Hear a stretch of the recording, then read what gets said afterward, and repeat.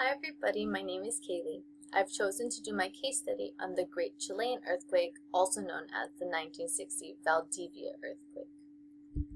This earthquake occurred on May 22nd, 1960 at 3:11 in the afternoon, so that's local time in Chile. It was classified as a megathrust earthquake. We learned about thrust earthquakes in this class, and it's a form of reverse fault. So reverse fault is when the hanging wall moves upward relative to the footwall, like this. But a thrust earthquake is just when it's less than 45 degrees, so a little bit flatter, and it moves this way. So this was between the Nazca Plate and the South American Plate. This was the strongest earthquake in the world, and that is until this day. And on a moment magnitude scale, it rated a 9.5 magnitude. There were many strong foreshocks. I think the strongest one that I've seen is 7.9 magnitude. And there were tons of aftershocks for up to 30 days after that main quake.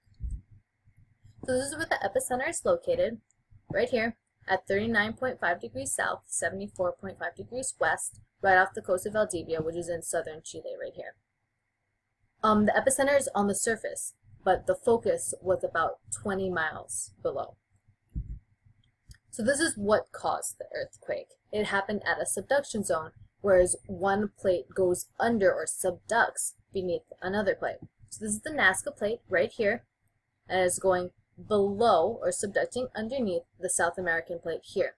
The Nazca Plate moves eastward at about 15 to 17 centimeters per year, and the South American Plate moves westward at about 10 centimeters per year. So as I said, it was a mega thrust earthquake, mega just meaning it was ginormous, it was huge.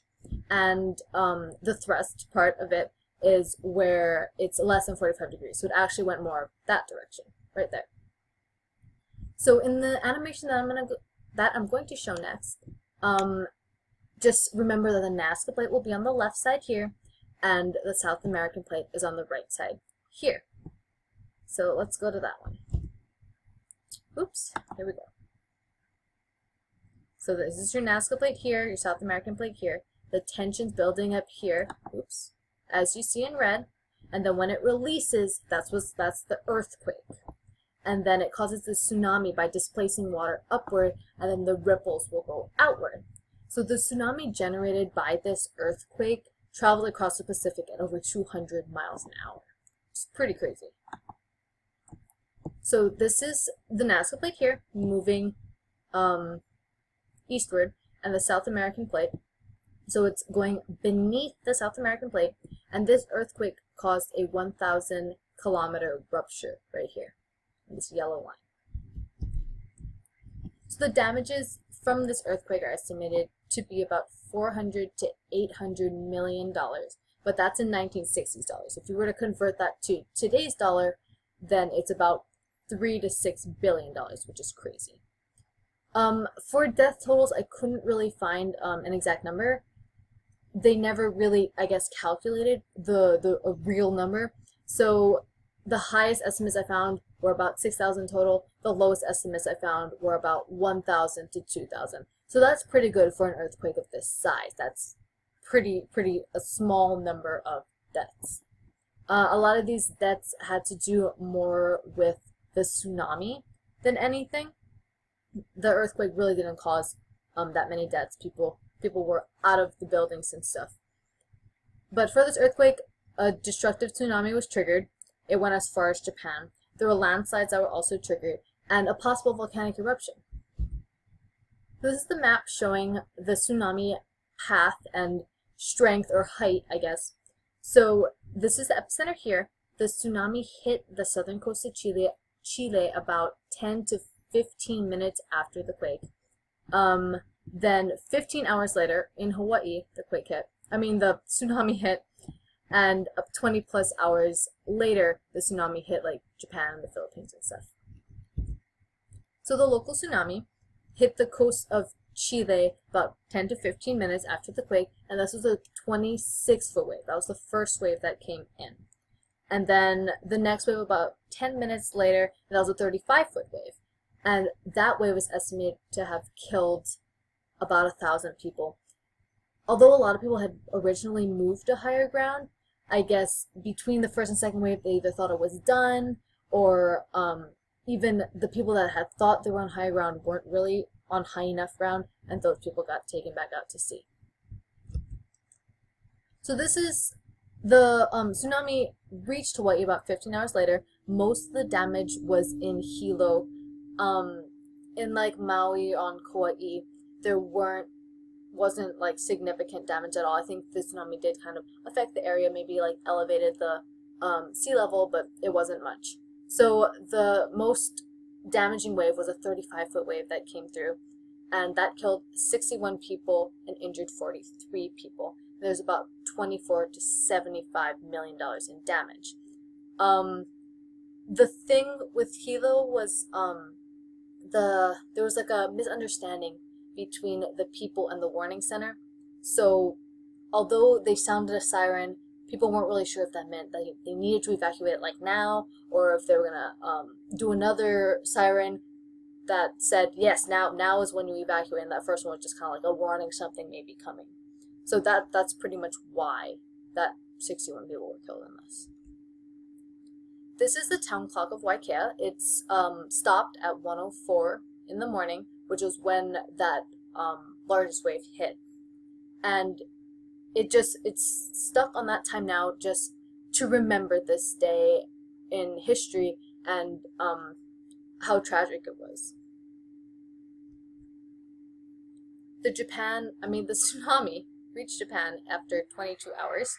It was an 18-foot wave. That was the largest wave that destroyed 1,600 homes, and 138 people were killed in this. It was about $50 million in damage. And on this bottom picture you see here, all these people are on like what they considered higher ground. This was just the first wave of the tsunami that washed in here. By the second and third waves, these people here, they all needed to move to even higher ground because they were in danger at that point. Tsunamis also affected some other places, just not as significantly as Hawaii and Japan. California, they had a 5-foot wave. It damaged small boats and some coastal flooding, as you see here. I'm not sure that you can see my boat here, but behind me there's a picture of like a leaning over boat and stuff. There's about $500,000 in damage in California. Now in the Philippines, the tsunami reached 24 hours later and 32 people were killed there.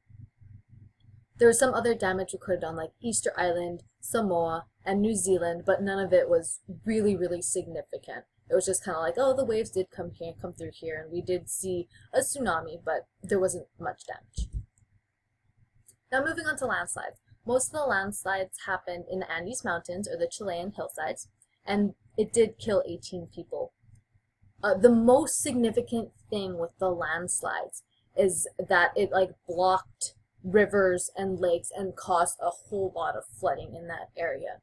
So it didn't affect too many lives, really. I mean, 18 people, that's still it probably could have been avoided, but it's not extremely significant considering like the tsunami and stuff.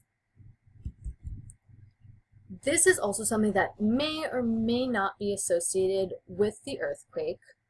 Seismologists think that this volcano may have erupted because of the earthquake, since it happened on May 24th, which is 2 days after the earthquake. It was an explosive subplinian eruption, which is characterized by like fallout of pumice and ash, and just an explosion of it everywhere.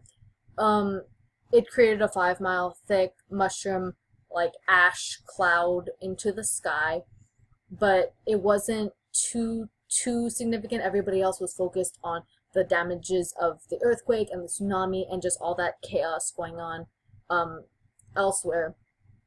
So it didn't really get much recognition and stuff, but it did continue to erupt well into July. So for this earthquake, some of the precautions that people took, there were building codes that were put in place since Chile is an earthquake. I mean, it's known for major earthquakes. It is right on a fault. There's going to be earthquakes all the time, kind of thing. So there were building codes put in place. Also, foreshocks, people knew that there was probably a larger earthquake that was coming. So a lot of people moved outside, and that prevented a lot of the buildings from collapsing on people. Also, people were able to recognize the signs of the tsunami. So when either they saw the water receding, or they felt the earthquake and they knew they should be moving to higher ground. So some successes and failures with that. Some successes, there was a low death toll, a very, very, very low death toll compared to how powerful this earthquake was, and the widespread tsunami there. So some reasons are most people were outside, and many knew about the tsunami and moved to higher ground. So that's really, really good. Also, another good thing that came out of this was the creation of ONEMI. O-N-E-M-I, right here. It's now a Chilean government agency that has like pretty much everything to do with natural disasters. Some failures now were the building codes. They weren't really perfected. So the building codes are meant to stop buildings from collapsing. They just don't want them to collapse. Whether or not they're usable after the earthquake or not, they just can't collapse. So if it didn't collapse, it was good. And I guess they kind of saw that in, or they started this in 1932 when they started with the building codes, and they kind of like tested it in 1960. And after that, they fixed it. So it was good. Another problem, some people just didn't believe the tsunami was coming, or they ran out between the waves, or whatever it was. Don't do that. So with this organization here, it translates to the National Office of Emergency of the Interior Ministry. In Spanish, that's where they actually get the acronym, but in English, this is what it is. So it was actually formed in 1960 to help with, I guess, almost like relief efforts and put Chile back together, all the destruction that was caused.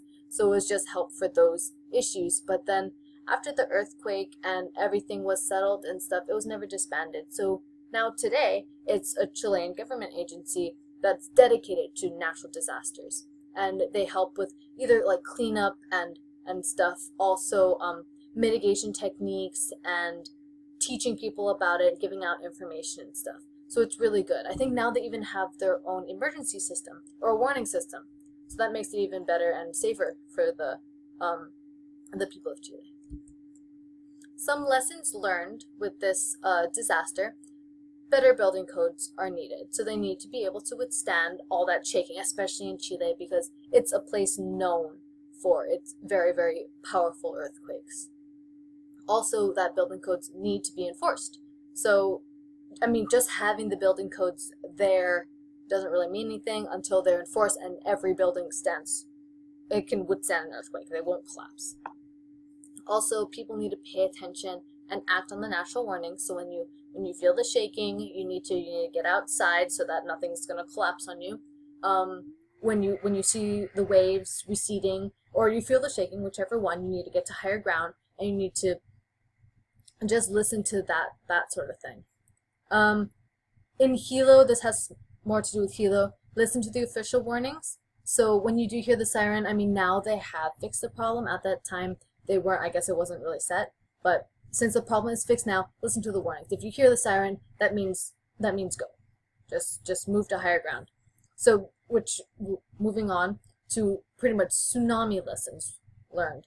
Move to higher ground, stay there.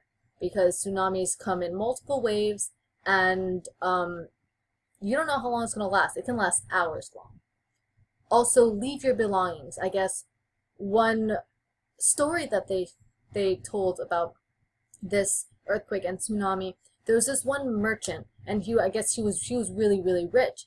And between the first and second waves, he went back to his house, and the tale is he went back to get money. And whatever it is, he went back. He got washed away by the second wave. So, I mean, just leave your belongings. Just leave it. Take your family, move to higher ground, be safe there. So that is it for my case study on the Great Chilean Earthquake. I hope you enjoyed it. I hope it was informative and you were able to learn about some of the things that you didn't know about the Great Chilean Earthquake and its tsunami and how widespread the damage was. So thanks for watching. Ah, there we go.